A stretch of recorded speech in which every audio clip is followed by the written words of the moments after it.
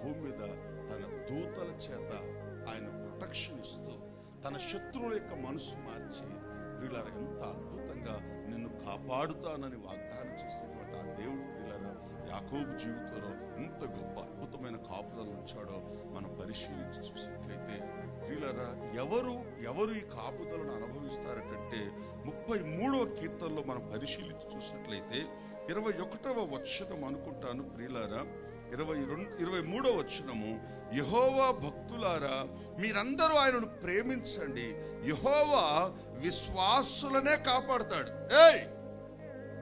యెహోవా ఎవరిని కాపాడుతాడట? విశ్వాసులే. అంటే విశ్వాసులు అంటే ఎవరు? పైన దేవునికి భయపడేవాళ్ళు, ఆయన యందు భయభక్తులు కలిగినటువంటి వాడు ఆయన కాపాడుతాడు. వాళ్ళ విషయంలో కొనకడు, నిద్రపోడు. ప్రేమటువంటి దేవుని బిడ్డలారా, మనందరికి తెలిసినటువంటి 121వ కీర్తన భాగాన్ని మనం పరిశీలించి చూసినప్పుడు ప్రియులారా, ఆయన అంటాడు ప్రియులారా 7వ వచనములో, ఏ అపాయము రాకుండా యెహోవా నిన్ను కాపాడును.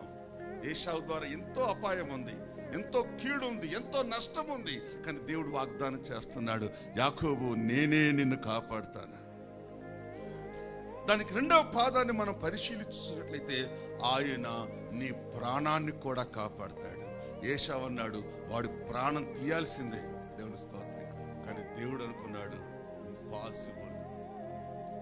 40వ కీర్తన 11వ వచనాన్ని మనం పరిశీలించి చూసినట్లయితే, అద్భుతమైన ఆయన కాపుదలను పొందినటువంటి దావీదు చే రాయబడినటువంటి కీర్తనలో అంటాడు ప్రియులారా, నీ కృపా సత్యములు ఎప్పుడును నన్ను కాపాడునుగాక. గట్టిగా చప్పట్లు కొట్టి దేవుడికి స్తోత్రం చేయలేదా? హల్లెలూయా. కాబట్టి ఈ గొప్ప దైవికమైన కాపుదల నీకు కావాలి. నేను మీ అందరి విషయంలో ఏం కోరుకుంటున్నానంటే, దైవికమైన కాపుదల మీకు కావాలి, దైవికమైన దీవెనలు మీకు కావాలి, దైవికమైన ఆశీర్వాదాలు మీకు మీ పిల్లలకు కావాలి. ప్రియులారా, ఆశీర్వాదాలు లోక సంబంధంగా ఉన్నాయి, ఆత్మ సంబంధంగా ఉన్నాయి. మనం ప్రియులారా కష్టపడి తెచ్చుకునే ఆశీర్వాదాలు ఉన్నాయి, దేవుడు ప్రియులారా ఇచ్చే ఆశీర్వాదాలు ఉన్నాయి. మనం తెచ్చుకుంటే ప్రియులారా కొంతసేపు ఉంటాయి, తర్వాత మాయమైపోతాయి. నా దేవుడే నిన్ను ఆశీర్వదిస్తే పిల్ల పిల్ల పిల్ల పిల్ల తరతరాలు నువ్వు ఆశీర్వాదకరంగా ఉంటావు. అటువంటి గొప్ప దేవుణ్ణి మనం కలిగి ఉన్నాం. మన బ్రతుకులో, మన జీవితంలో దేవుడు అద్భుతంగా మనందరినీ ఎన్నుకున్నాడు, మన కుటుంబాలను ఎన్నుకున్నాడు. మనల్ని ఎన్నుకోవటానికి, మనకి రక్షణ ఇవ్వటానికి ఆయనకు ఒక గొప్ప ప్రణాళిక ఉంది. ఏంటో తెలుసా? ఈ భూమి మీద మనమందరము దీవెనకరంగా, ఆశీర్వాదకరంగా, నిత్య ఆయన మహిమలో, ఆయన కృపలో మనము, మన పిల్లలు, కుటుంబాలు వర్ధిల్లాలి అని. ప్రియమైనటువంటి దేవుని బిడ్డలారా, అందుకే ఈ యాకోబు జీవితంలో జరిగింది ఏంటో మనం గ్రహిస్తే, యాకోబులాగా మనము మార్పు చెంది ప్రియులారా మనము కూడా ఆయన యందు విశ్వాసం ఉంచి భయభక్తులు కలిగి ఒక కమిట్మెంట్ క్రైస్తవ జీవితంతో కనుక మనం ముందుకెళ్ళినట్లయితే, నీ భారం యెహోవాయే మోస్తాడు, నీ బాధ్యత ఆయనే తీసుకుంటాడు. ప్రియులారా, నీ కొరకు యాకోబును పంపిన దూతలను నీ కొరకు కూడా పంపగలిగిన దేవుడు ఆయన. మనలో ఎవరిని దేవుడు తృణీకరించటం లేదు, మనలో ఎవరిని దేవుడు తృణీకరించటం లేదు. మీకు మాట చెప్పనా? మీకు మాట చెప్పనా? ఇప్పుడు యాకోబు లాబాను ఇంటికి వెళ్ళిన తర్వాత అక్కడ ఏమయ్యాడు? సహించటం నేర్చుకున్నాడు, భరించటం నేర్చుకున్నాడు, ఓపిక అనేది వచ్చింది, సహనం అనేది వచ్చింది. ప్రియులారా, ప్రతి విధమైన మార్పు అంతా కూడా అక్కడ వచ్చింది.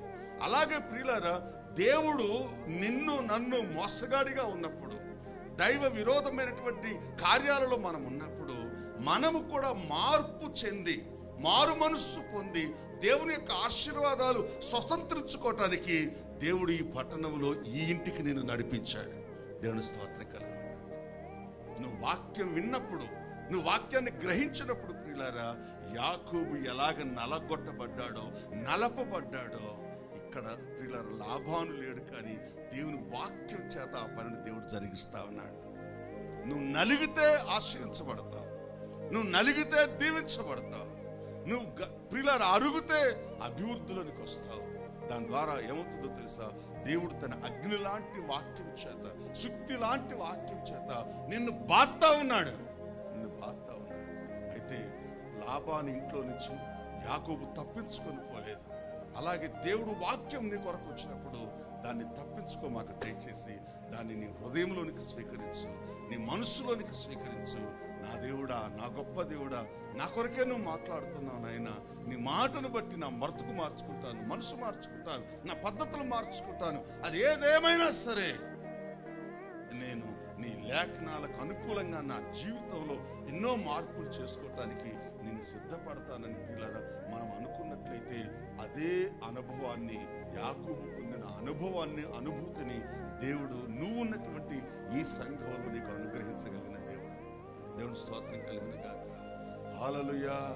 ఒకవేళ కనుక ప్రియమైనటువంటి దేవుని బిడ్డలారా, మీ చేత నేను మంచోని అనిపించుకోవాలనుకుంటే మీకు తీరని అన్యాయం చేసిన వాడిని అవుతాను, మీ పిల్లలకు కూడా అన్యాయం చేసిన వాడిని అవుతాను, రాబోయే తరాల దీవెనను అడ్డుకున్న వాడిని అవుతాను నేను. మీకు అందుకే మీకు బాధ వచ్చినా, ఇబ్బంది అనిపించినా నిర్మోహమాటంగా దేవుడు నా నోట ఉంచిన ప్రతి మాటను మీ ఎదుట ఎందుకు ఉంచుతున్నాను అంటే, ప్రియులారా, మీలో కొందరైనా, ఒకవేళ అందరైనా మారు మనసు పొందితే, పశ్చాత్తాపడితే, మీరందరూ ఈ పట్టణంలో దీవించబడితే, యాకోబు ఆశీర్వాదం మీ పిల్లల మీదకి, మీ కుటుంబాల మీదకి వచ్చినప్పుడు అది ఎంత ఆనందం, అది ఎంత సంతోషం, సౌభాగ్యం.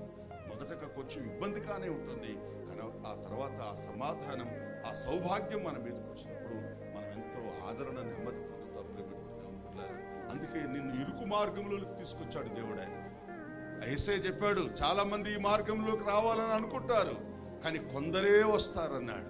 ఎందుకు అంటే ఇది ఇరుకు మార్గం. ఈ ఇరుకు మార్గంలో మీరు ప్రయాణం చేయడానికి ప్రయత్నించండి, కానీ మీరు తప్పిపోయి విశాల మార్గాన్ని మీరు కోరుకోవద్దన్నాడు.